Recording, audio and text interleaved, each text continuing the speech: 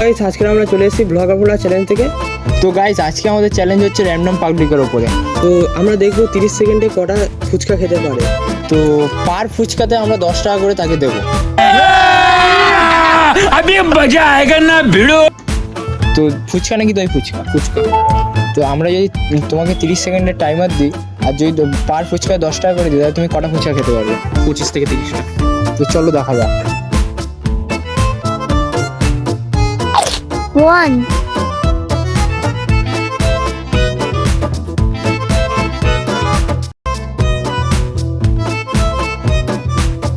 哎呦我的妈！ 2,